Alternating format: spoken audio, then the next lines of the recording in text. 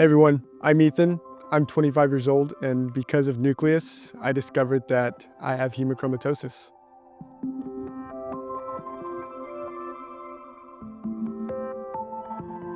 Before I heard about Nucleus, I consulted multiple doctors trying to figure out why I wasn't feeling my best. When I heard that Nucleus could provide insights about my health from my DNA, had my fingers crossed that it would reveal that I had some, rare genetic condition that causing me to feel the way I was feeling. I was really obsessed, and I still am obsessed with eating right, working out, and just making sure that I'm doing everything I can to optimize my cognition. But yet, despite doing all those things, I noticed that there was just this lingering fatigue that just persisted throughout the day.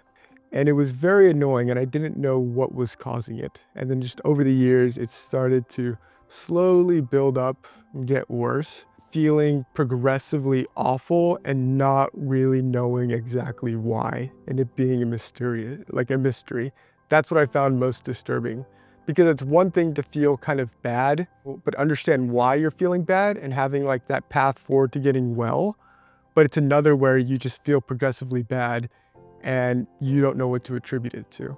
I think a lot of doctors are under the impression that symptoms only emerge like when you're in your midlife, which is common for a lot of people, but I guess I was kind of like one of those outlier cases where I did start to experience symptoms earlier than I guess the average person who suffers from hemochromatosis. If it wasn't for the genetic test, I think it would have taken much longer for doctors to be able to figure out what was wrong with me. And by the way, before this, I'd never even heard of hemochromatosis, which just kind of goes to show like the lack of awareness around this.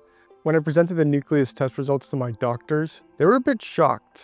They actually asked a lot of questions about, okay, where did you get this test done? How long ago did you get it tested? They were kind of surprised by the fact that I was at such a high risk just based off of a single mutation in one of my HFE genes. So I plan on having kids in the future, and it feels so empowering that both me and my partner can use Nucleus to ensure that we don't pass on hemochromatosis to our kids.